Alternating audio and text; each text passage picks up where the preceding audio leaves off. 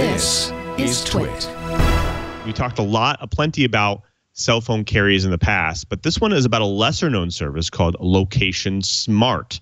So this service identifies the location of phones connected to AT&T, Sprint, T-Mobile, or Verizon with the possible accuracy of only a few hundred yards. LocationSmart is meant for legitimate business uses, whatever those might be, but even its website demo can locate you and just about anybody. How does it work? Well, so you don't have to try it at home.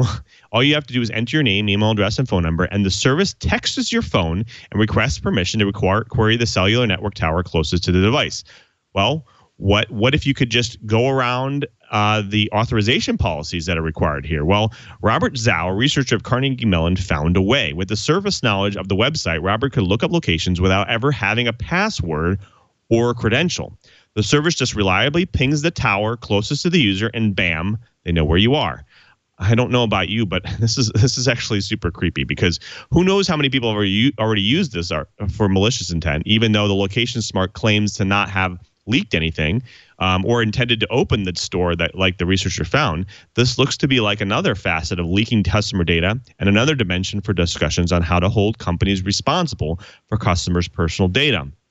Well, Senator Rob Wyden, a Democrat senator from Oregon, wrote a letter to the FCC asking why Securus, a prison technology company, can track phones within seconds by using data they obtained from the cell carriers. How is LocationSmart getting that data? Well, the carriers are giving them the data directly. They are partners of the carriers of Verizon and other carriers. The company boasts a coverage of 95% of the country, including Canada. And they actually use it they say that businesses use it for legitimate reasons, like, for instance, target marketing, where companies actually might want to know where their users are so they can target specific ads. Right. So that's definitely their main scenario, right? So I guess I want to throw this over to you, as Padre. I'll start with you. You know, they created this business model, they made a deal, and now they're selling this data. And, you know, they don't really care who uses it. I mean, we saw prison companies using it. They even do a demo right on the site. In fact, I tried to do the demo, and the demo's now gone. So they actually got hit with that. But I'm curious to see what you guys think. Is this something that we're going to see more and more? Is just companies, as long as they pay their money, they can be able to get that data? Yeah, the interesting thing about this is I did a little bit of research into Securus that I did not include in the blip. And in order for them to get these partnerships that they're using to be able to generate real-time location information, they basically had to sell it as this is a tool for law enforcement.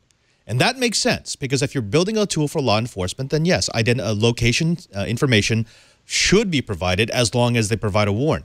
But the reason why they have no checks and balances for whether or not it's authorized tracking or warranted tracking is because even though they said they were building it as a tool for law enforcement, that's not how they actually built the tool. The tool was built as a portal to quickly sell location information to basically whoever will pay them. And you might imagine that those two goals are very, very not compatible. You know, if you have information about someone's location, their whereabouts, and especially if you maintain historical data about their whereabouts, that is 100% a violation of your constitutionally guaranteed rights to privacy and due process in the United States. If anybody, not just law enforcement, but basically anyone who's paying for the service, can now find where you are at any given time, then we have, well, a problem. And as I mentioned in the blip, the bigger problem for me is that most people don't care about this. I've seen so many people respond to this story with saying, you're already giving away your location information, or of course they can do this. That's not the right response. The right response should be, we need to fix this because you are doing something illegal. And that has me worried. You know, me as well. I think, you know, Curt, I want to throw this to you. Like, obviously, this could have, you know, if services like this exist, this could have a substantial impact on the enterprise business. You could have companies like Google buying this. So not only can they connect you to your searches, but they can connect to where you're at. They can target you more with ads.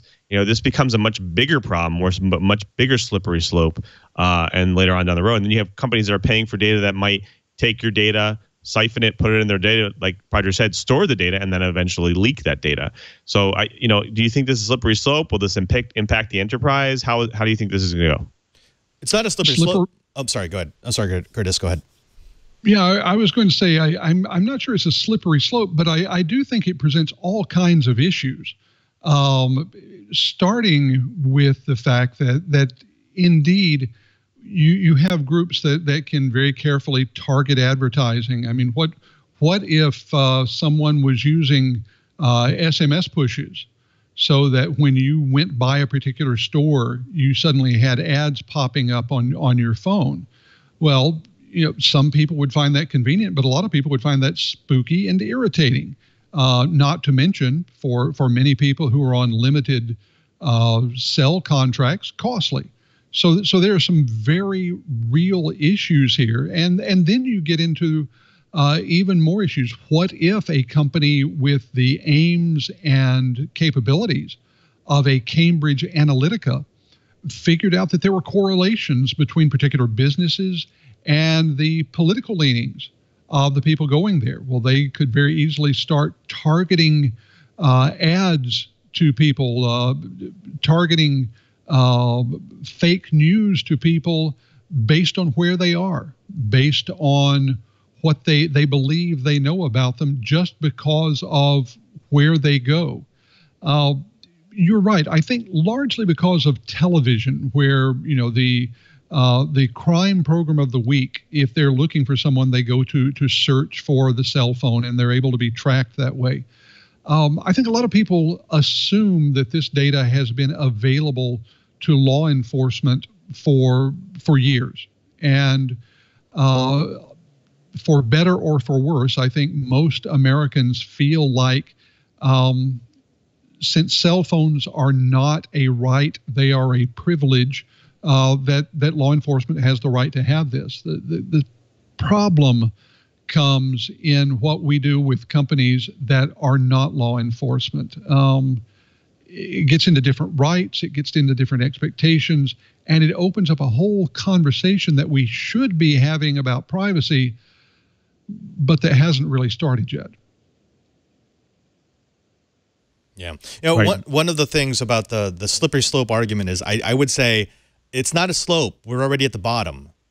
Because you may remember on TWiT, about 2 years ago, we covered Palantir Technologies. That was one of those CIA-funded think tanks that had developed a tool for what they called visualizing social media interaction. What it actually was a real-time location tool that could combine things like phone positioning, basically what we're seeing from Securus, along with social media content posted by those individual people. So it was identifying people, knowing their exact location, and then combining it with social media information, with banking information, with withdrawals and deposits, and basically everything that they could get their hands on in the public sphere. This isn't new, but I was kind of hoping that this would at least get the public to say, should we have a conversation about how much of this data should be available? And yes, cell phones may not have existed when we drafted the Constitution and established the rights to privacy and due process. However, there's obviously some sort of impact that this new technology is making on those rights. We need to figure out how that fits. It's way past time for us to have that conversation. And, well, I just wish we had more time to talk about it. Absolutely. Absolutely. Hopefully that discussion will start soon.